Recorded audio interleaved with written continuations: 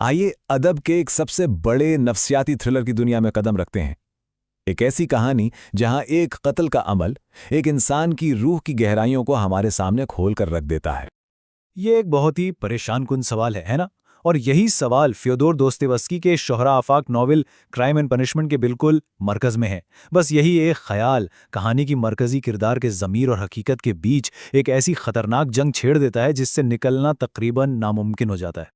تو ملتے ہیں ہمارے مرکزی کردار سے، روڈیون راسکولینیکوف، سینٹ پیٹرزبرگ کا ایک غریب ذہین طالب علم جو اپنے ہی ذہن میں ایک خطرناک نظریہ بنتا ہے۔ اس کا ماننا ہے کہ کچھ غیر معمولی لوگ جیسے نیپولین انسانیت کی بھلائی کے لیے اخلاقی حدیں پار کر سکتے ہیں۔ ان کے لیے قانون اور اچھائی برائی کے معنی بدل جاتے ہیں، اور یہی نظریہ اس کے خوفناک جرم کی بنیاد بنتا ہے۔ اچھا، اس کردار کی پیچیدگی کو سمجھنے کے لیے جب محققین نے اس کا نفسیاتی تجزیہ کیا تو بہت ہی حیران کن چیزیں سامنے آئیں۔ اس کی شخصیت میں شدید تضادات ہیں۔ دیکھیں، ایک طرف تو وہ لوگوں سے کٹ کر رہتا ہے، سماجی طور پر بہت پریشان، جسے شیزوٹائپل شخصیت کہتے ہیں، لیکن دوسری طرف وہ جارحانہ ہے، نرگسیت پسند بھی، جو خود کو دوسروں سے بہت بہتر اور برتر سمجھتا ہے۔ اور یہی دوہری فطرت، یعنی ایک ہی وقت میں دو بالکل الگ انسان ہونا، اس کی کہانی کا اصل محور ہے۔ لیکن کسی بھی انسان کو صرف اس کے ذہن سے نہیں سمجھا جا سکتا۔ راسکولینیکوف کو پوری طرح سمجھنے کے لیے ہمیں اس دنیا کو بھی دیکھنا ہوگا جس نے اسے بنایا۔ آخر وہ کیا حالات تھے، وہ کیسا معاشرہ تھا جس میں ایسے خطرناک خیالات نے جنم لیا۔ تو بات کرتے ہیں 19ویں صدی کے روس کی، جو ایک بہت ہی ہنگامہ خیز دور سے گزر رہا تھا۔ دیکھیے، روس اس وقت زبردست تبدیلیوں کی زد میں تھا۔ پیٹر اعظم کی مغربی بنانے کی کوششوں سے لے کر 1861 میں کسانوں کی آزادی تک پورا معاشرہ ایک بحرانی کیفیت میں تھا۔ دوستویسکی نے یہ ناول اسی افراتفری کے دور میں لکھا جب پرانی قدریں ٹوٹ رہی تھیں اور نئی ابھی تک بن نہیں پائی تھیں۔ اس دور میں روسی معاشرہ بہت ہی بری طرح سے بٹا ہوا تھا۔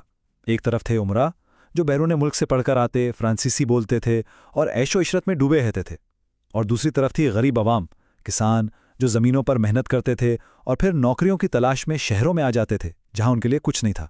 یہ جو سماجی خلیج تھی نا، یہ مایوسی اور بغاوت کو مسلسل ہوا دے رہی تھی۔ اور یہ سب کچھ ہو رہا تھا سینٹ پیٹرزبرگ میں۔ دوستویسکی کے لیے یہ شہر صرف ایک جگہ نہیں بلکہ خود ایک زندہ کردار ہے، غربت، جرائم، بھیڑ اور بیماری سے بھرا ہوا۔ یہ شہر اس سماجی زوال اور بیگانگی کی علامت ہے جسے راسکولینیکوف خود اپنے اندر محسوس کرتا ہے۔ تو راسکولینیکوف کے خیالات کہیں خلا میں پیدا نہیں ہوئے تھے، وہ اس وقت روس میں پھیلنے والے نئے اور سچ کہیں تو خطرناک فلسفوں سے بری طرح متاثر تھا۔ آئیے دیکھتے ہیں کہ وہ کون سے نظریات تھے جنہوں نے اس کے ذہن کو اس قدر زہر آلود کر دیا۔ سب سے پہلا اور سب سے بڑا مغربی فلسفہ جس نے روسی نوجوانوں کو اپنی لپیٹ میں لے رکھا تھا، وہ تھا نہلزم۔ یہ نظریہ کہتا ہے کہ اچھائی اور برائی جیسی کوئی چیز اصل میں ہے ہی نہیں، اخلاقیات کا کوئی وجود نہیں۔ دوست اس کی اسے خطرناک انفیکشن کے طور پر دیکھتے تھے جو معاشرے کو اس کی بنیادوں سے کھوکھلا کر رہا تھا۔ پھر ایک اور نظریہ آیا، افادیت پسندی، یعنی جو کام اکثریت کے لیے فائدہ مند ہو وہ صحیح ہے۔ اب یہ سننے میں تو اچھا لگتا ہے، لیکن راسکولینیکوف نے اس نظریے کو ایک خطرناک حد تک توڑ مروڑ دیا۔ اس نے دلیل دی کہ ایک بیکار لالچی ساہوکارہ کو مارنا جائز ہے اگر اس کے پیسے سے بہت سے غریب لوگوں کی بھلائی ہو سکے۔ تو ان مغربی نظریات کے جواب میں دوستویسکی نے اپنا فلسفہ پیش کیا، پوچوینچستوا۔ یہ ایک پکار تھی کہ تعلیم یافتہ روسی اپنی جڑوں، اپنی سرزمین اور عوام کی مستند روحانی ثقافت کی طرف واپس آئیں تاکہ معاشرے کو دوبارہ جوڑا جا سکے۔ تو نظریہ حقیقت بن گیا اور کلہاڑی چل گئی، لیکن جرم کے بعد کیا ہوتا ہے؟ سزا۔ مگر اصل سزا جیل کی سلاخوں سے بہت پہلے شروع ہو جاتی ہے۔ یہ وہ سزا ہے جو اس کے اپنے اندر ہے۔ اس ناول کا اصل کمال یہ ہے کہ اصل سزا قانونی نہیں بلکہ نفسیاتی ہے۔ جرم کے فوراً بعد راسکولینیکوف کو قید کا سامنا نہیں کرنا پڑتا بلکہ اپنے ہی ذہن کے عذاب کا سامنا کرنا پڑتا ہے۔ وہ جرم کے ناقابل برداشت بوجھ اور انسانیت سے مکمل طور پر کٹ جانے کے احساس میں مبتلا ہو جاتا ہے، یہاں تک کہ اپنے خاندان سے بھی الگ تھلگ۔ دوستویسکی اس کے اندرونی جنگ کو دکھانے کے لیے خوابوں کا بہترین استعمال کرتا ہے۔ ایک خواب میں وہ بچپن میں ایک گھوڑی کو بے دردی سے مارے جاتے ہوئے دیکھتا ہے اور خوفزدہ ہو جاتا ہے۔ یہ اس کا وہ حصہ ہے جو تشدد سے نفرت کرتا ہے۔ دوسرے خواب میں وہ ساہوکارہ کو دوبارہ مارنے کی کوشش کرتا ہے، لیکن وہ صرف ہستی ہے، جو یہ دکھاتا ہے کہ اس کے جرم نے اسے عظیم نہیں بنایا بلکہ اسے کمزور اور عام ثابت کر دیا۔ ناول کے دوسرے کردار بھی اصل میں راسکولنیکوف کی اپنی روح کے آئینے ہیں۔ اس کا دوست رازومخن اس سخاوت اور دوستی کی مثال ہے جو راسکولنیکوف میں نہیں ہے۔ اس کی بہن دنیا کا وقار اس کی اپنی افراتفری کو عیاں کرتا ہے، اور سب سے اہم سویڈریگائلوف وہ بے رحم مجرم ہے جو راسکولنیکوف بننے کی کوشش کر رہا تھا لیکن پچھتاوے کے بوجھ کی وجہ سے کبھی بن نہیں پایا۔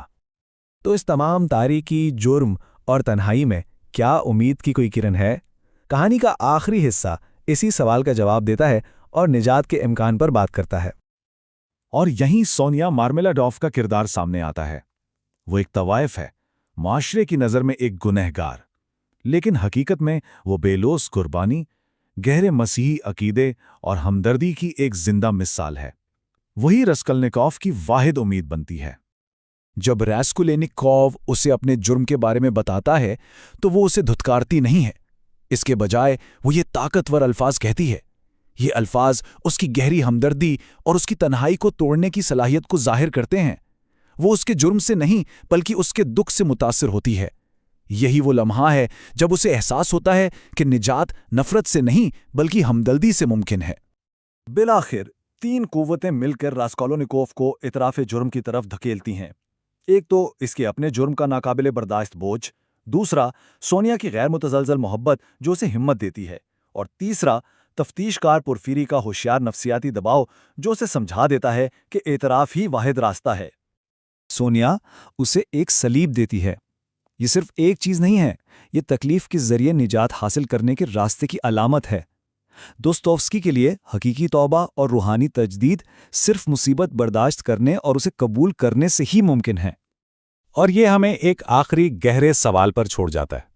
راسکولنیکوف کی کہانی ہمیں سوچنے پر مجبور کرتی ہے، کیا نجات صرف ایک اندرونی روحانی سفر ہے، یا یہ ایک ایسا قرض ہے جو معاشرے کو بھی چکانا ضروری ہے؟ یہ وہ سوال ہے جو کرائم اینڈ پنشمنٹ کو صرف ایک کہانی نہیں بلکہ انسانی حالت پر ایک لازوال غور و فکر بناتا ہے۔